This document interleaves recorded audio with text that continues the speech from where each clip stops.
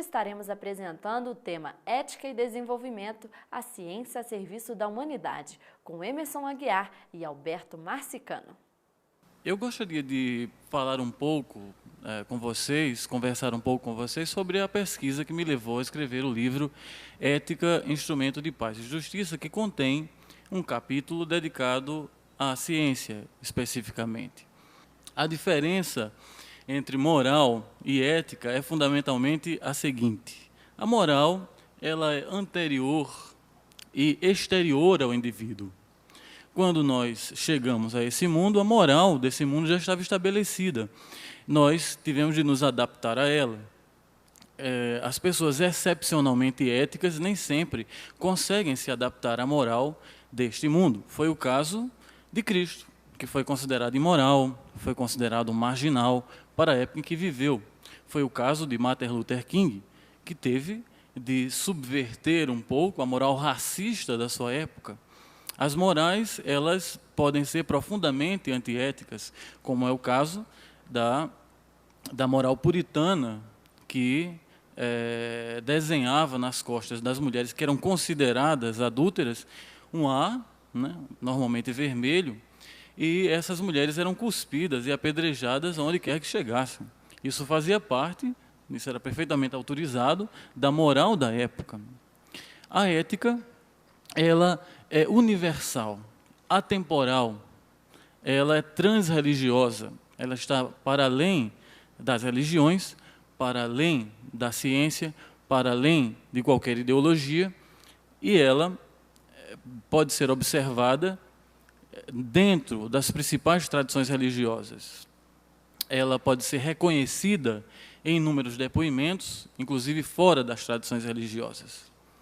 Ela é uma vivência, ela é uma prática, ela não é um código de normas positivas que deva ser seguida de uma maneira, vamos dizer assim, obrigatória. Você só pode praticar a ética se você tem liberdade.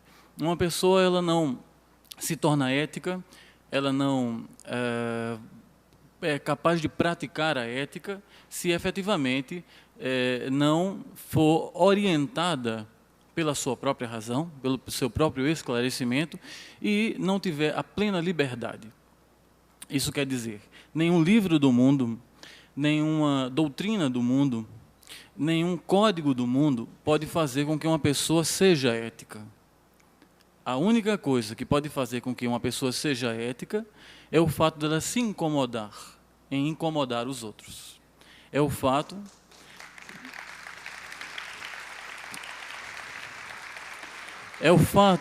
dela não suportar mais causar sofrimento aos outros.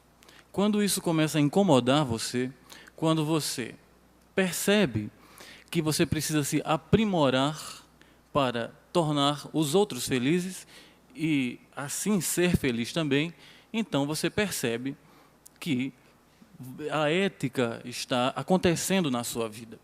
O Tao Te Ching, né, o Lao Tse, no Tao Te Ching, ele diz o seguinte: quem diz que é, não é. Quem diz que merece ser homenageado, esse não merece homenagem nenhuma. Isso quer dizer, quando uma pessoa diz, eu sou ética, ela está se autoproclamando como a donatária absoluta de todas as virtudes possíveis. Olhe como é complicado dizer, eu sou uma pessoa ética, eu sou uma pessoa boa, eu sou uma pessoa pura, eu sou uma pessoa virtuosa. Você depõe contra o seu próprio caráter. Você depõe contra você mesmo. Quem é efetivamente ético não diz que é. Essa é uma regra absoluta da ética. Nesse livro, Ética, Instrumento de Paz e Justiça, eu resolvi enveredar pelo caminho dos contos, das parábolas sobre a ética.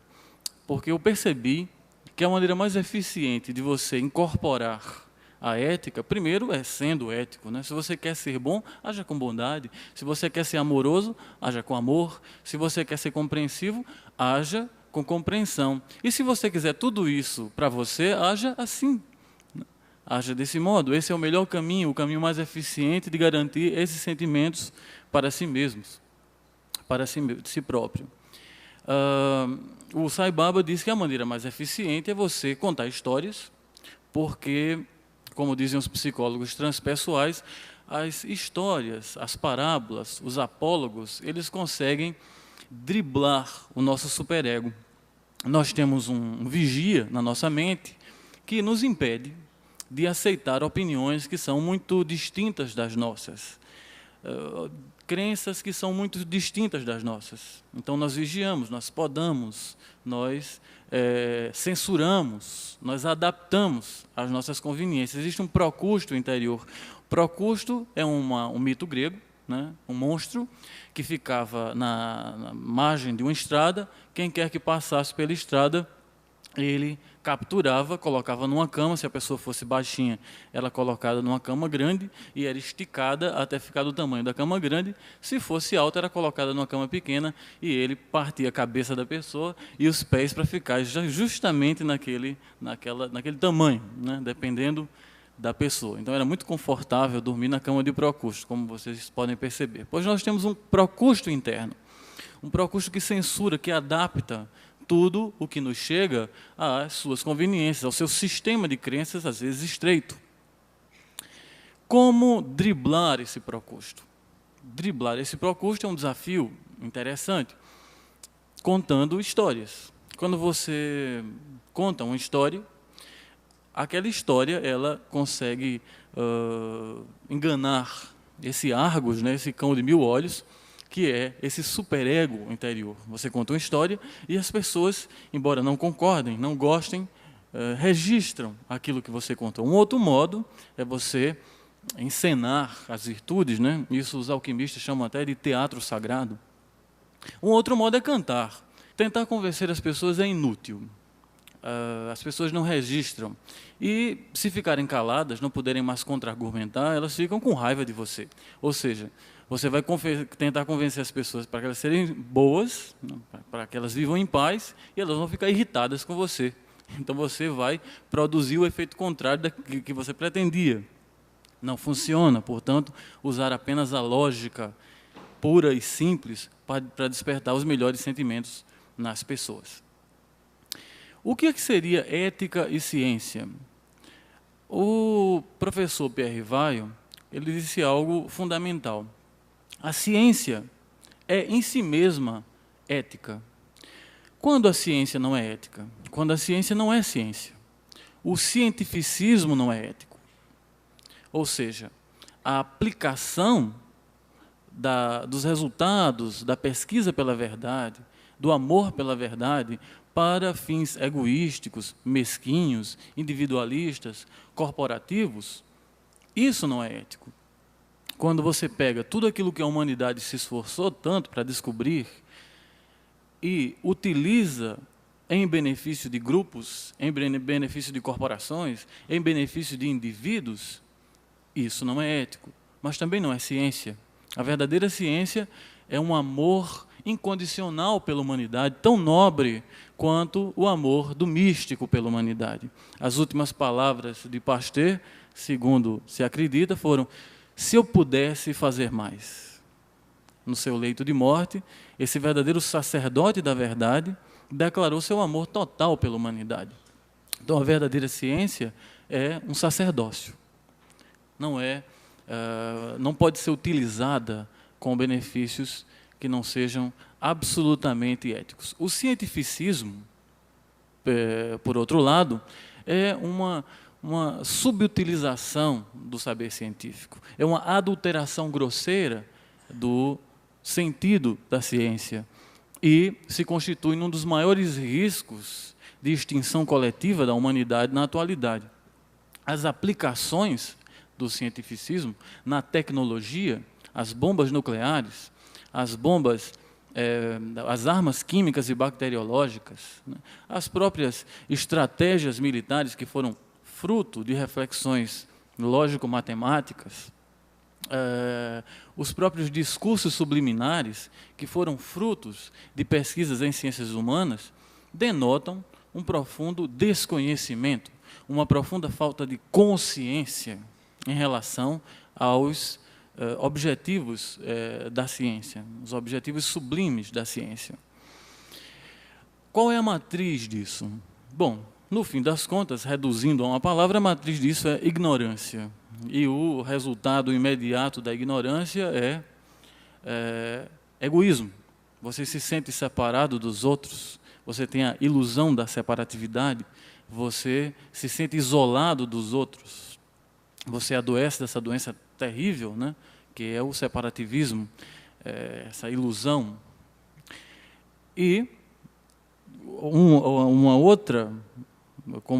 outro corolário desse egoísmo, né, que vem nessa cadeia, é a questão da formação, do modo como o cientista é formado.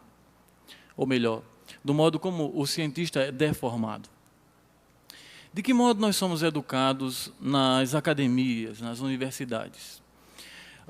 Vou dar um exemplo da minha área. Eu sou deformado em filosofia e pós-deformado em filosofia. Dentro da área de filosofia, assim como dentro das outras áreas de ciências humanas, eu acredito que um pouco dentro das outras ciências, mas isso em ciências humanas é gravíssimo, há o seguinte dogma: um estudante ele não pode questionar um filósofo tradicional, porque ele ainda não tem formação para isso. Então, se um estudante critica um autor, né, um autor consagrado pela academia, em sua monografia de conclusão de curso, em sua dissertação de mestrado, ele é desautorizado pelo seu orientador a fazer isso. Não faça isso, você vai ter complicações com a banca. Deixe para fazer isso quando você tiver um doutorado. O problema é que quando o estudante chega ao doutorado, ele não está formado, ele está domesticado. Então, domesticado, ele não vai mais criticar ninguém. Ele vai fazer um esforço ainda maior de adaptação.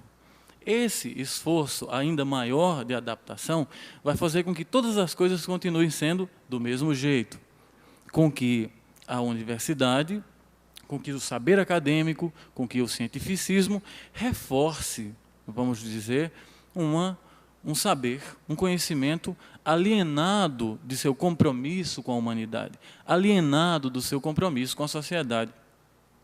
O Morin, ele disse num seu livro chamado Ciência e Consciência, o seguinte: as ciências humanas parecem ignorar os fenômenos naturais, né, os fenômenos físicos que, vamos dizer assim, implicam no comportamento humano. As ciências naturais, por sua vez, parecem ignorar que aliás, as ciências naturais parecem ignorar o seu compromisso para com a sociedade. Tanto as ciências naturais quanto as ciências humanas parecem ignorar conjuntamente que tem um papel a cumprir na humanidade. E, sobretudo, diz ele, a ciência, de um modo geral, parece ignorar que não tem consciência.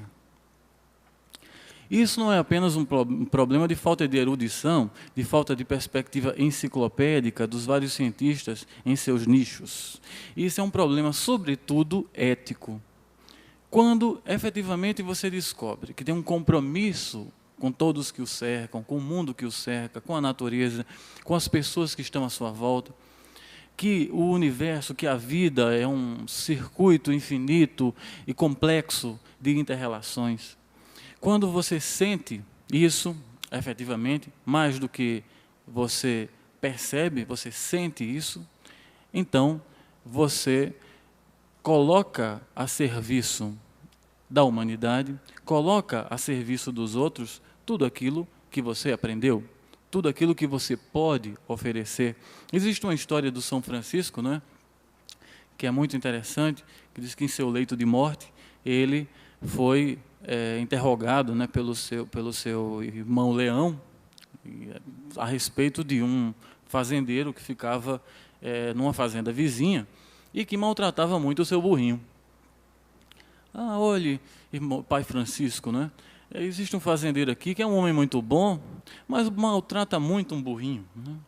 Ele não dá de comer ao burrinho, ele faz com que o burrinho trabalhe até a exaustão. Isso não está certo. E o São Francisco, muito debilitado, disse: me diga quem é esse homem que eu vou até lá falar com ele, eu amo os animais, eu vou até lá falar com ele para que ele pare com isso, pare de maltratar o seu burrinho. E o irmão Leão disse, esse burrinho é o seu corpo. O senhor tem maltratado esse burrinho e ele não aguenta mais. E, segundo a tradição, a lenda, né, franciscana, essas foram as últimas palavras do São Francisco, né? Me desculpe, meu burrinho, passando a mão no corpo. Existem pessoas que têm esse nível de doação em relação à humanidade. Isso deveria estar presente em todos nós. Isso deveria estar presente na nossa formação acadêmica. Por que não está? Porque na universidade a afeição foi banida. Houve um banimento das questões espirituais dentro da universidade. Ralph Waldo Emerson é um filósofo norte-americano. Ele disse que o que nós chamamos hoje de literatura espiritualista será no futuro os manuais de ciência natural. E ele sabia do que estava dizendo, porque no futuro não é possível que nós reduzamos a pesquisa em relação ao conhecimento, a pesquisa em relação à verdade, a simplesmente um fazer burocrático, um fazer limitado, que segue um método neopositivista, que não pode mais ser reciclado, porque não serve mais. O paradigma que tem que ser adotado nas universidades é aquele compatível com aquilo que nós descobrimos. Em 1986, a Fundação George Chine, se não me engano, o professor Pierre Rivaio deve ter essa informação, em associação com a Unesco, promoveu um seminário sobre a ética e novos paradigmas científicos. E chegou à conclusão que o que a nossa educação ensina é completamente incompatível com aquilo que a física mais contemporânea descobriu. É completamente incompatível com o que a química mais contemporânea descobriu. É completamente incompatível com os nossos saberes mais novos. Aquilo que é ensinado nas escolas é a ciência do século XVIII e XIX. O método é o positivismo. Os valores são valores absolutamente antiecológicos. Como readaptar essa educação? É na educação que essa transformação pode efetivamente começar. Nós precisamos uma educação que eleja a sabedoria como eixo estruturante do conhecimento. O conhecimento por si mesmo, o conhecimento oco, vazio, né, técnico, tem condenado a humanidade a Auschwitz, tem condenado a humanidade a Hiroshima, a Nagasaki, a 11 de setembro, a invasões do Iraque. O tecnicismo puro e simples, baseado no método esgotado, nos tem feito utilizar o que seria uma bênção para as nossas vidas, o que seria uma bênção para a humanidade, para a nossa autodestruição, ou para piorar muito a nossa qualidade de vida. É preciso, efetivamente, que nós migremos para um outro paradigma, um paradigma ecológico, um paradigma holístico, includente e não excludente. Um paradigma que abrace as tradições religiosas no seu seio e que não as afaste e que não as ridicularize, como hoje a maior parte dos saberes acadêmicos faz. Chama de poetas todos aqueles que não, vamos dizer assim, rezam por uma cartilha burocrática, pelo menos no âmbito da filosofia acontece assim. Chamam de loucos todos aqueles que propõem teorias que se colocam como uma alternativa para determinadas teorias esgotadas.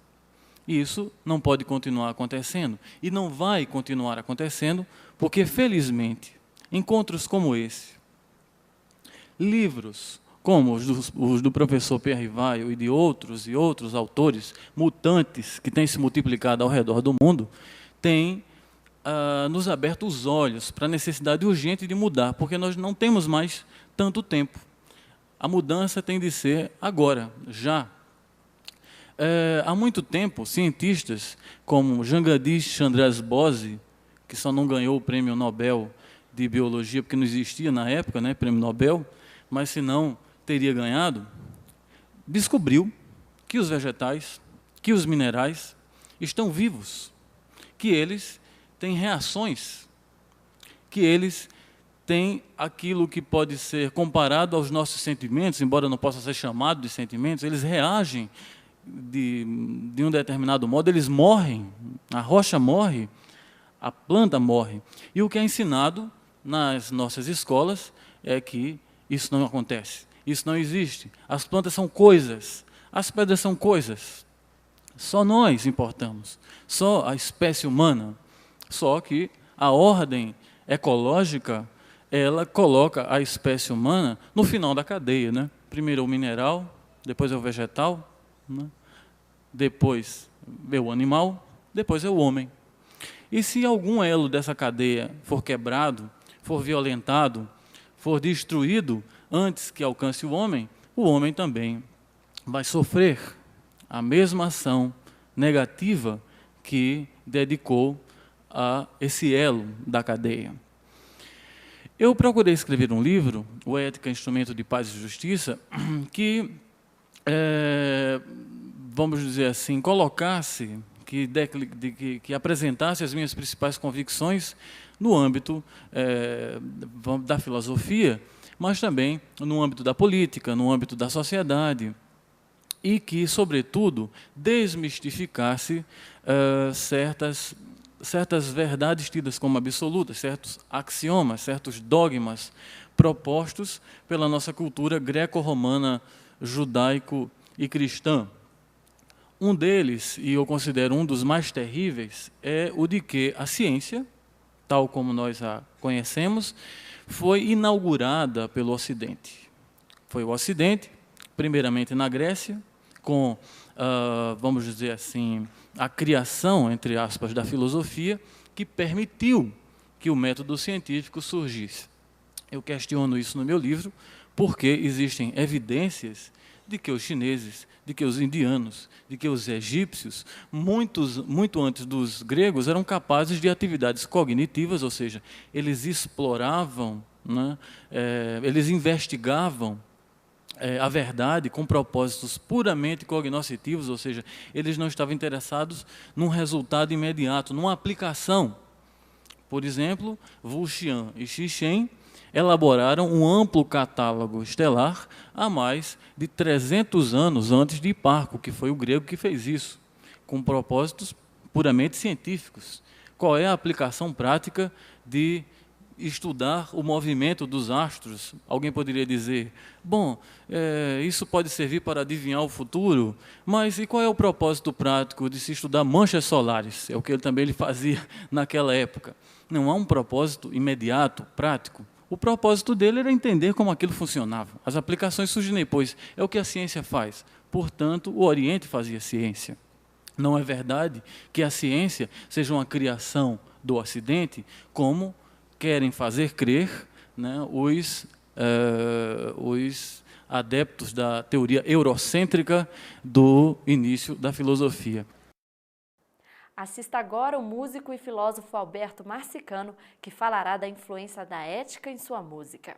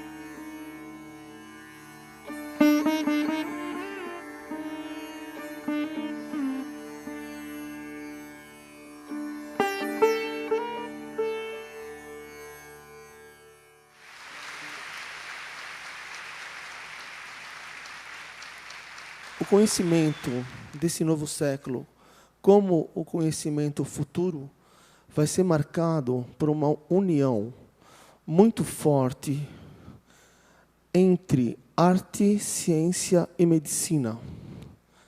Ou seja, artistas-cientistas, cientistas-artistas, médicos, artistas, médicos que utilizarão as cores, os sons. E isso não é novidade nenhuma pelas tradições mais antigas que nós temos na Terra, que serão revividas, como, por exemplo, os antigos gregos. Platão já nos fala, na antiguidade, dessa união entre ética e estética. O que é ético é belo, e o que é belo é estético, e o que é belo e estético cura. Essas configurações sagradas, essas verdadeiras tapeçarias mágicas que caem do céu, que os artistas têm acesso, e os cientistas também, em sua cibernética desse século.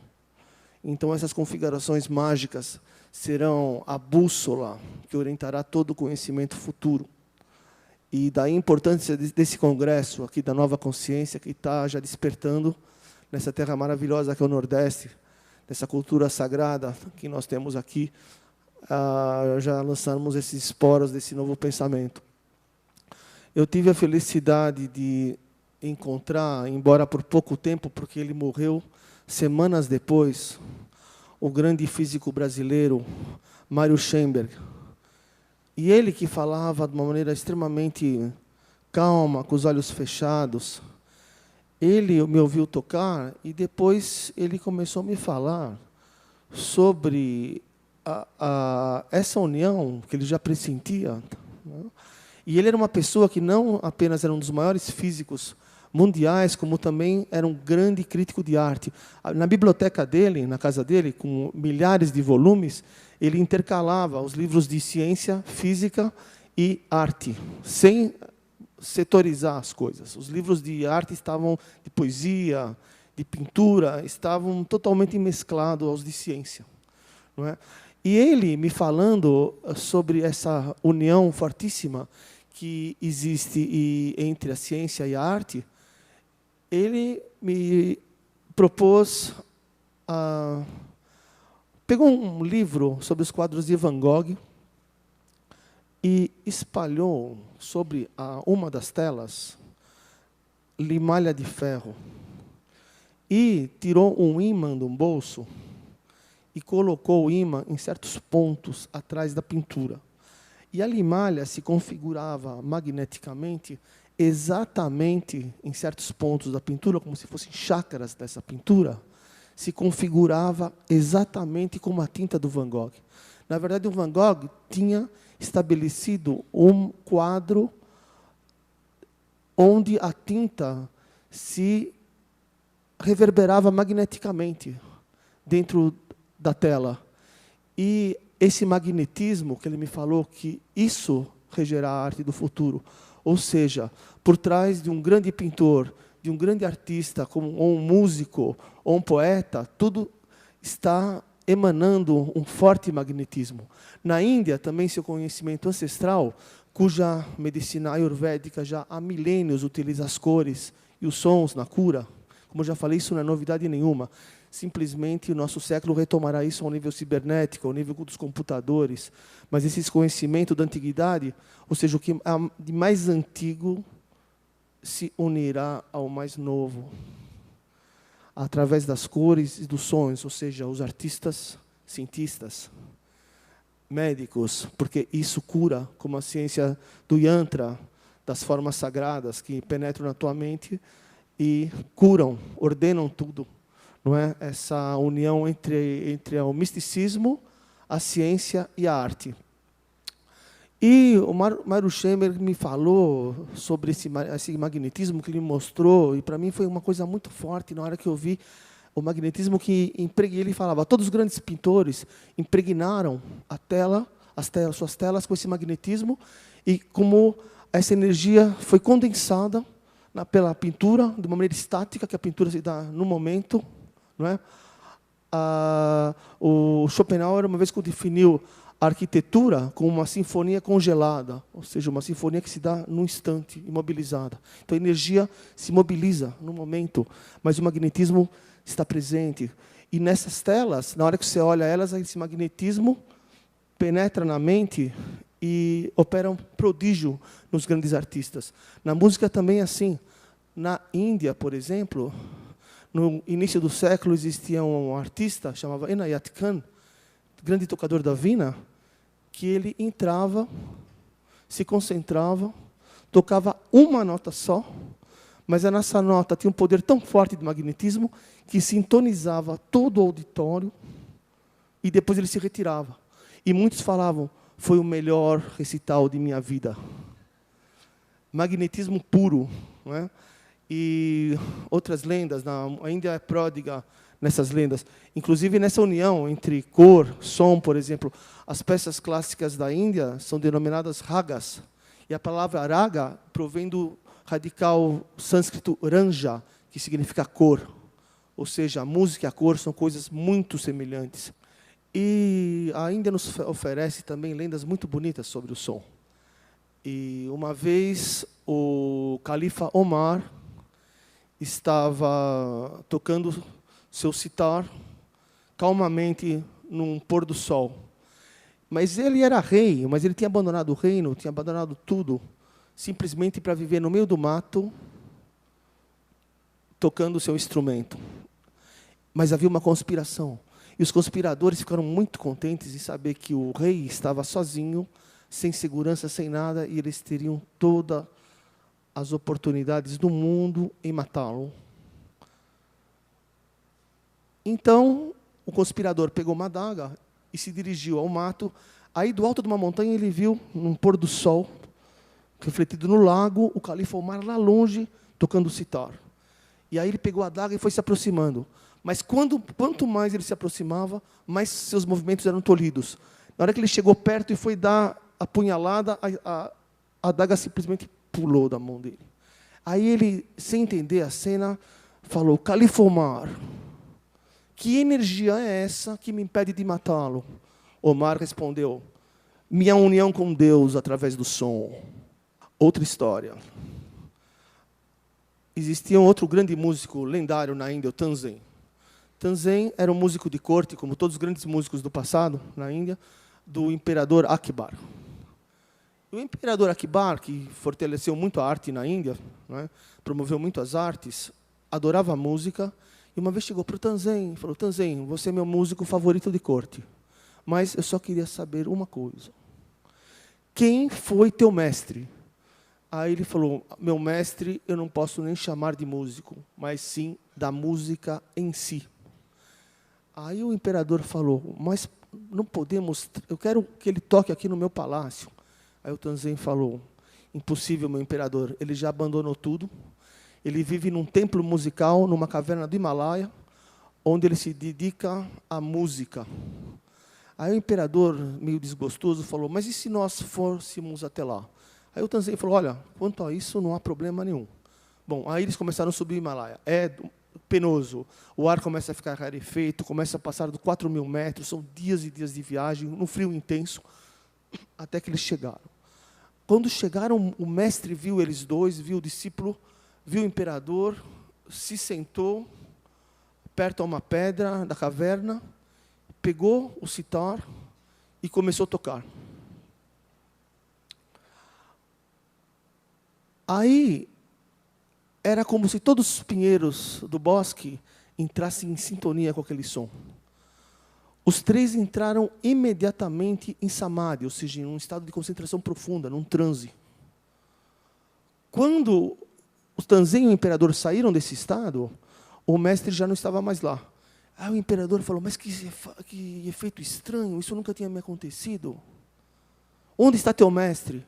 Tansen falou, ele já se retirou e será impossível agora, novamente, nós temos alguma oportunidade de o ver novamente. Aí voltaram os dois para o palácio. Chegando no palácio, o imperador, ainda intrigado, falou, Tansen, isso me impressionou tanto aquela peça, você aprendeu aquela peça do seu mestre? O Tansen falou, claro, é uma das que eu mais gosto. Aí o imperador então falou, por favor, me toque essa peça, que ela me comoveu muito.